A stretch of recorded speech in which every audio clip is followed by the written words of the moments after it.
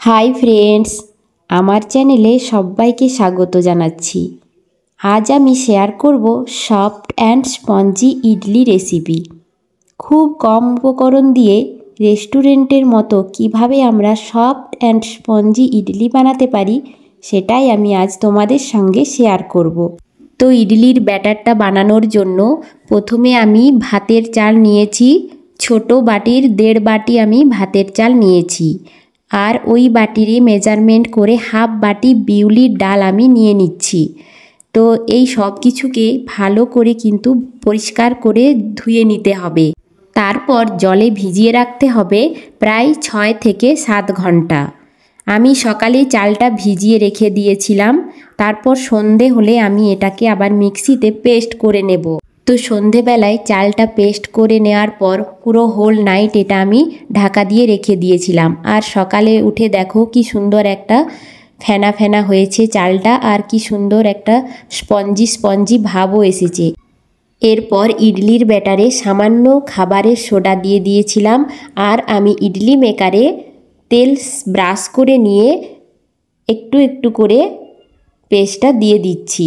খুব বেশি দেয়া চলবে না, একটু জায়গা ফাঁকা রাখতে হবে যাতে ইডলিটা যখন সেদ্ধ হবে তখন আবার এটা ফুলে উঠবে। তো ইডলিটা সেই জন্য পুরোটা দেয়া চলবে না।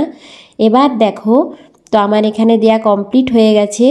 আর আপনাদের বাড়িতে যদি ইডলি স্ট্যান্ড না থাকে তাহলে আপনারা বাটিতে করেও কিন্তু ইডলি করতে পারেন।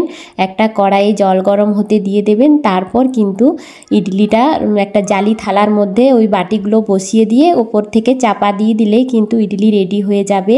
তো দেখুন, আমার কাছে ইডলি স্ট্যান্ড আছে তাই আমি এটাতেই করছি এখন। আর একদিন বাটিতে করেও আপনাদেরকে দেখাবো।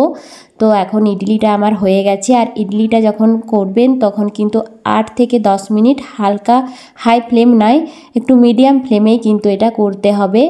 আর ইডলিটা আমার এখন হয়ে গেছে। তো দেখা যাক কীরকম হয়েছে। আজকেই প্রথমবার করেছি ইডলিটা, তো একটু দেখা যাক কেমন হয়েছে। তো দেখে তো মনে হচ্ছে ঠিকঠাক হয়েছে। এবার আমি হালকা হালকাভাবে সাইডগুলো তুলে নেব যাতে না ভেঙে যায়।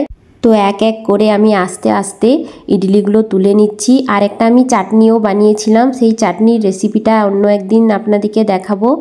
তো দেখুন ইডলিটা কত সফট এবং স্পঞ্জি হয়েছে। তো একদম রেস্টুরেন্টের স্টাইলে হয়েছে। তো আপনারাও বাড়িতে খান এরকম বানিয়ে।